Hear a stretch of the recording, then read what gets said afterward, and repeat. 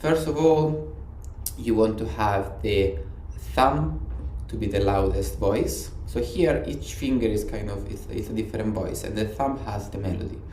And so you have, it's like you have loud, soft, soft, loud, soft, soft, loud.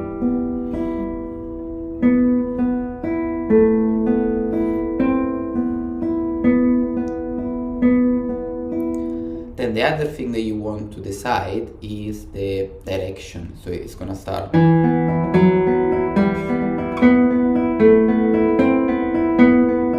Now I was playing loud all the first notes of every triplet, but definitely you wanna decide a direction, like an arrival point. So first of all, your first arrival point, it could be the B on the second bar. So you start on the E.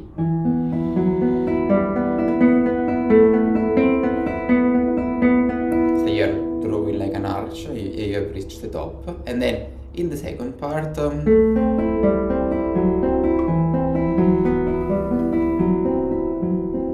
you've come down. And then you start again.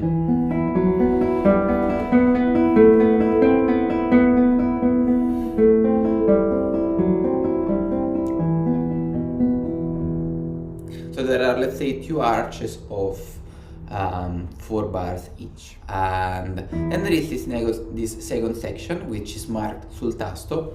So definitely I would say there is a change of color, there is a change of atmosphere. Sul tasto means near the fretboard, so you can try here, or you can also try sul ponticello, which means on the bridge. It depends what kind of atmosphere you want to go for, and even there is a sense of direction. So here we have 4 bars, there is a piano, then so that's bar 9. Bar 10, we can assume we're still on the piano. So the piece is going down, but then there is a crescendo, and for 2 reasons. One reason is that bar 9 is the same as bar 11, so there is a repetition, something is going to happen there because they're reiterating something. But then on the following bar, which is bar 12, we have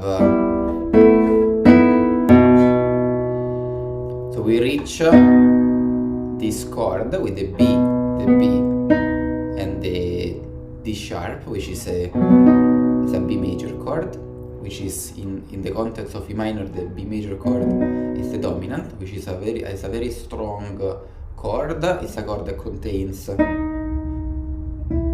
leading note in the scale of E minor, so there is a lot of tension there, and like the composer or whoever has done the fingerings and us want to basically make sure that we reach that point in the strongest possible way. That's the climax of the piece, and which reaches the D sharp, the B on a fermata. So you can stay on that B as much as you want. Then there is a natural diminuendo that we record, but it is also marked on the score. So for example, that fragment from bar 9 might sound something like this.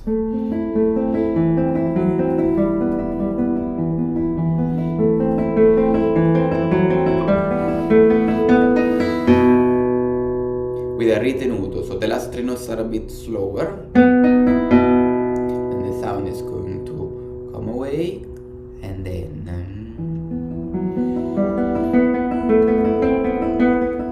so yes, I think the most important thing here is to try to knowing your starting point and the arrival point of every movement in the piece. So let's say that you start on the E and then you finish on the E on bar 8. Then you start on the A, you reach the B on bar 12, then you start back on the E, and then you finish on the higher E. Yes, we're touching the main notes in the key of E. So we got the E, which is our tonic, the A, which is the subdominant, the B, which is dominant. We also have the leading note, and then we finish on on the E, so we kind of have a full picture of the main locations, the main locations of the key.